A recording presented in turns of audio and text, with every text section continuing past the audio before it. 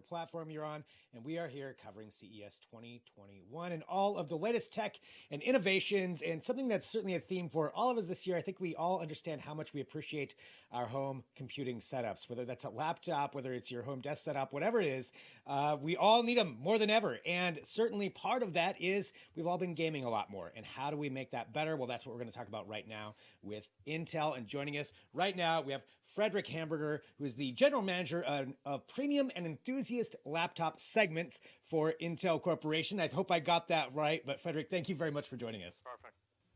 No, great to be here. And as you said, if it's working from home, studying from home, or entertainment, the gaming industry now is bigger than the pretty much any other form of entertainment right now, and it's been on fire this year. Absolutely growing at tremendous rates. So we're very excited to sort of share some new products to sort of make that experience even richer.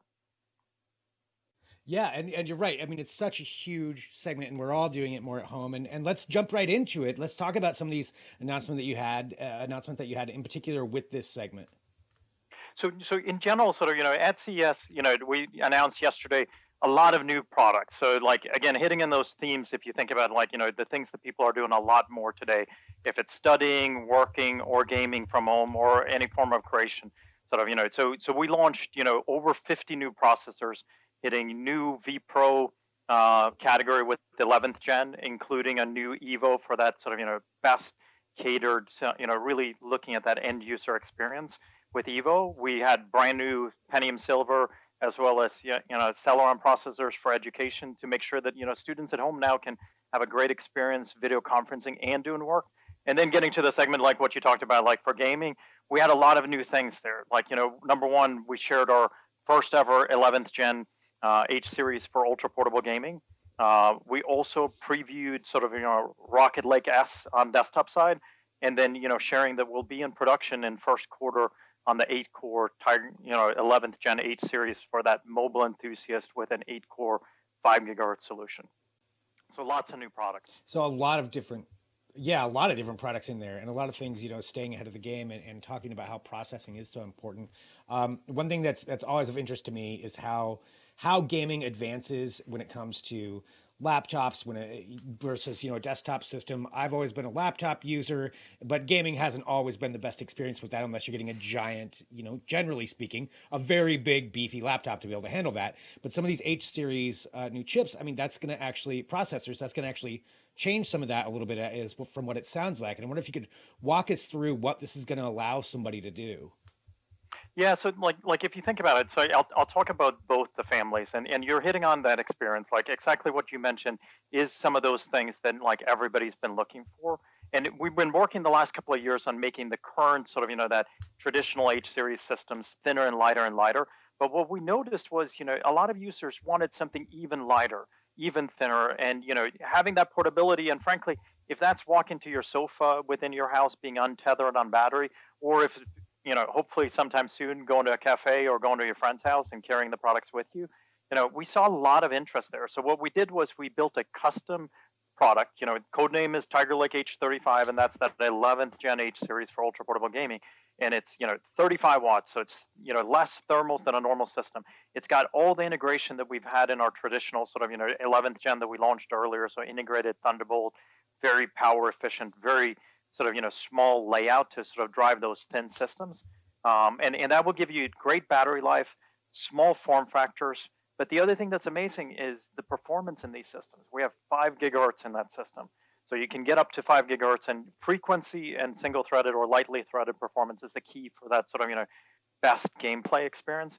And to your question on like, can you get rich gaming on it? Absolutely. So we can't share all the data because we're waiting for the sort of performance embargo from our graphics partner NVIDIA. But you'll see smooth.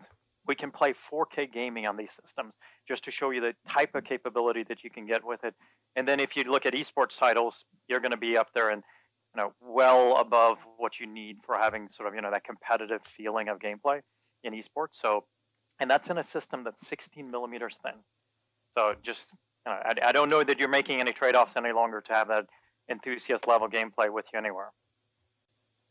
Yeah, that's pretty incredible to be able to get up to that point too. I mean, you mentioned 4K. And obviously, like you said, we'll wait for NVIDIA to get some more of the specifics on there. But even approaching these kinds of levels of gaming on a laptop just opens up that field to so many more people.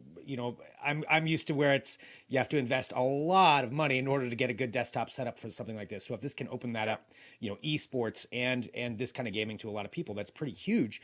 How long, and I don't know what you can tell us on how long until we start seeing this coming into products. Is there a product cycle that we can expect to see some of these new processors come into? I think you'll start seeing the systems probably, somewhere here in the first part of Q1, these systems will roll out. So they're literally in production and, just getting out there in availability. So it's going to be very, very soon. And I think this is where you're getting to, like, and I really want to emphasize your point is it's not just that, you can get this level of performance in gaming laptops. It's that ultra thin, because you get back to, like, people have to do study, work, and other things on these laptops. So now you get that great experience of you can both get that done and enthusiast gameplay in systems that are in production right now from our OEM partners and, showing up in the first half of Q1. It's that the idea of a really truly utilitarian product that you can use for all of those different things. Because, hopefully, like you said, we'll be back in, somewhat normalcy someday. But right now, this is where we're at. And you really want to be able to take that with you and not have to have several different products just for that. And I think that's really cool. If that seems like kind of what we're heading towards, is that you would have ideally one laptop that you use primarily for all of those things all at once.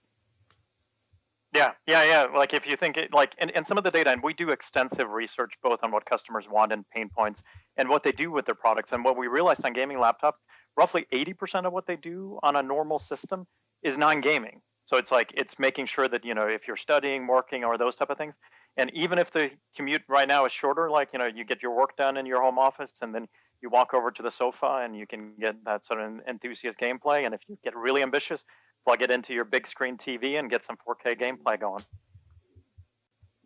Well, it's really exciting to see where that's coming. Like you said, maybe even Q1, we'll see some of this out there in the products. I'm looking forward to finding out more about how the graphics are going to work on all of this, but definitely heading in this really cool direction when it comes to that. And I want to say thank you very much for joining us too. And I want to let everybody know, because I know there's going to be people out there watching who want to dig into this deeper and find out more information about it. And where would be the best place for me to direct them to? Oh, so we'll have the press kits on Intel.com. So like if you go there, there's plenty of click down, and the performance data as soon as probably later, within the next couple of weeks, we'll publish that as soon as the embargo lifts.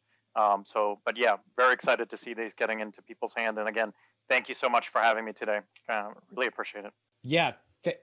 Thanks so much for joining us. Really, really appreciate it. And, congratulations on this, and hope you're having a good CES remotely. It's different this year for all of us, but hey, we're still getting to have some cool conversations and talk about new tech. So that's always great. Thanks so much for being here with us. Absolutely. Thank you very much. Have a good week.